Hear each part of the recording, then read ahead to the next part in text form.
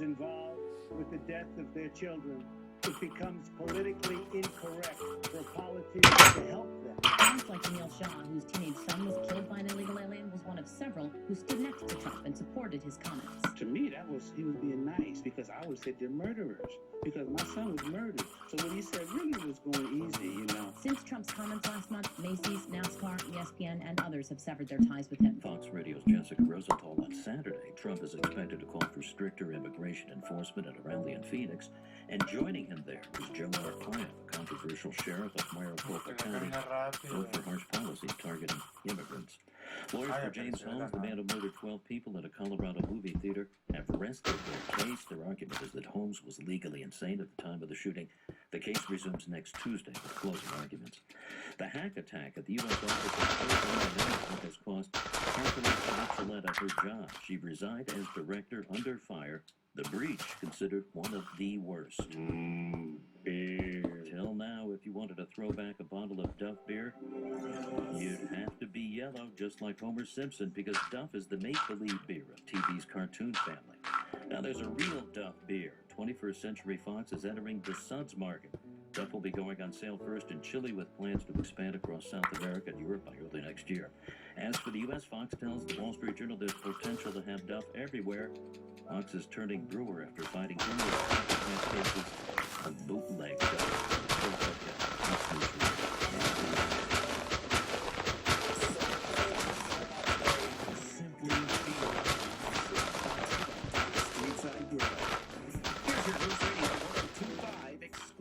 Back into the forecast for tonight, mostly cloudy skies, low 70 to 74.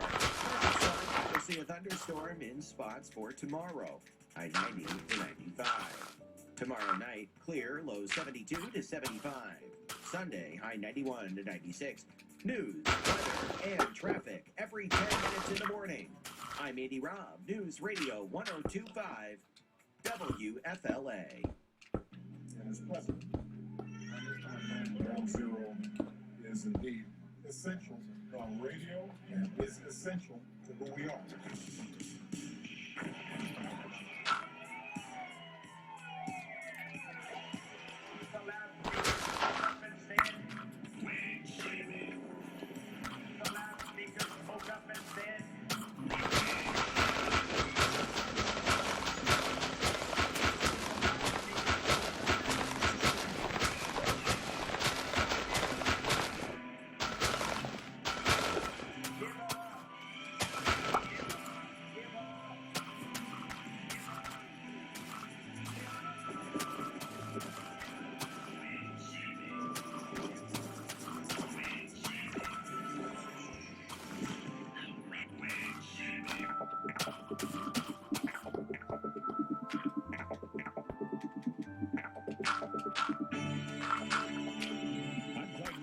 And this is Ground Zero.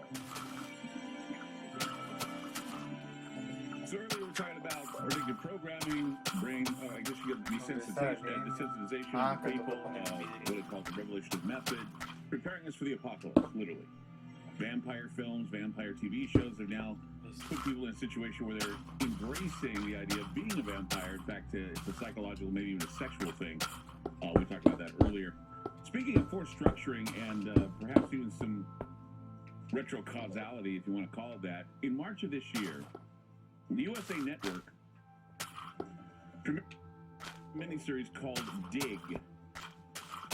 The television show was purely a foreshadowing of a bit of revelation of the method with regard to the significance of the Dome of the Rock and a 2,000-year conspiracy that included the raising of the Red and the building of the Third Temple, signaling the beginning of the world apocalypse.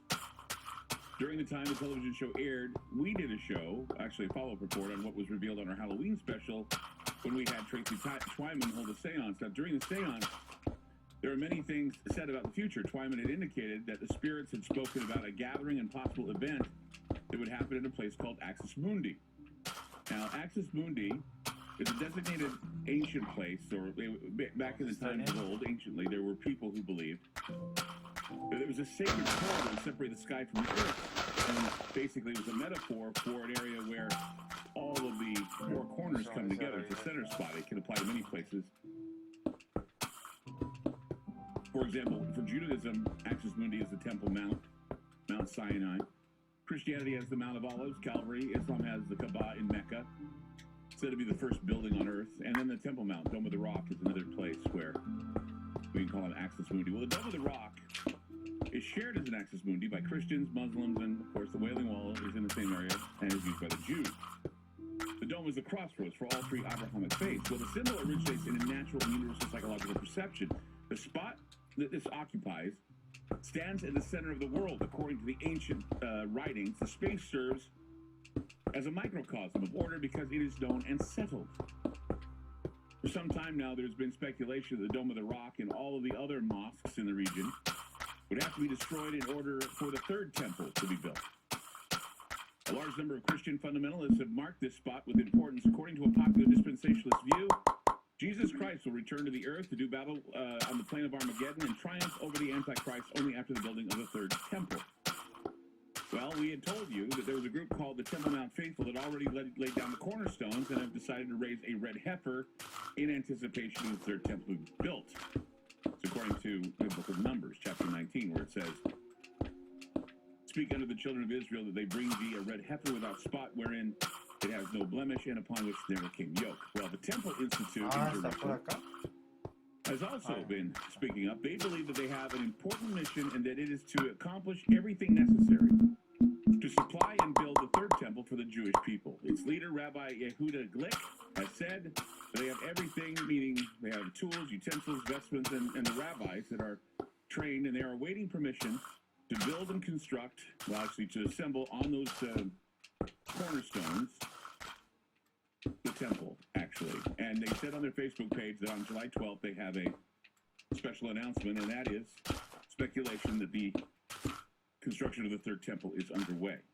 Now, I'm sure that with so much apocalyptic anticipation, people have to wonder what is happening. And tonight, Olaf Phillips is with us tonight on Ground Zero to talk about the apocalypse. We're calling it our cleanup day because all these stories had made it to the news during the last week, and we just didn't get to them. So we're throwing them all here. And since you're a publisher and you write a lot of this stuff in your magazines and you have authors that work with you, I figured you'd have a lot to say about it. So, Olaf, welcome to Ground Zero.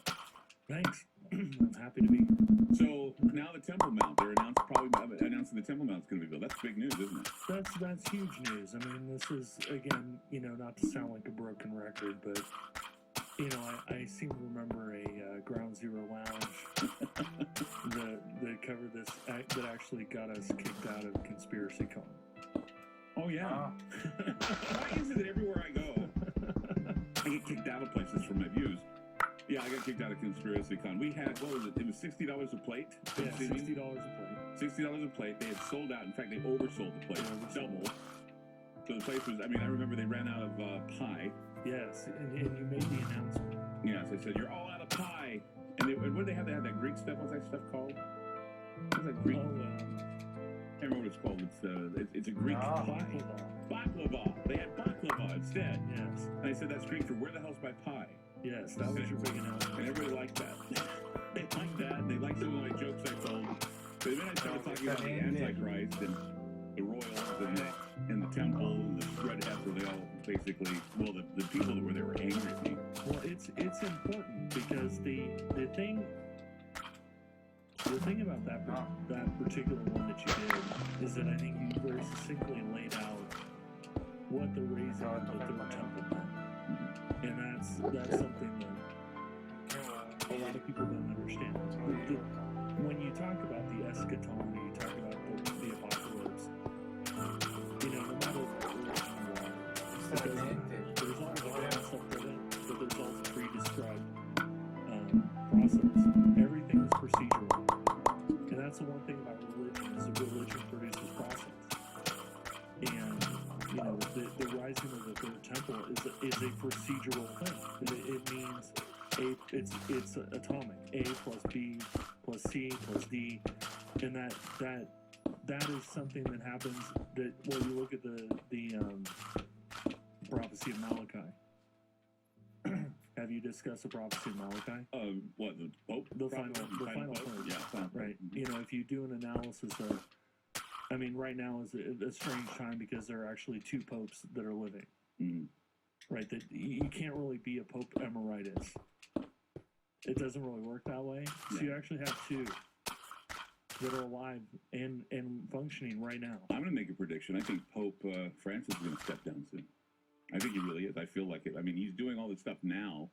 If he'll step down, he'll become some sort of some guy said that he would become a possible representative of the UN. He would become government, and that he would step down and he would do politics. He would become some leader like that. And I don't know if he'd do that, but I have a feeling he's going to step down. I don't think he's got too much health left in him. He's only got one lung. Not Francis. You mean the other one? No, Francis. I think Francis is going to step down. The current one. Yes, I do. Because he actually fills the requirement in some ways for The last pope.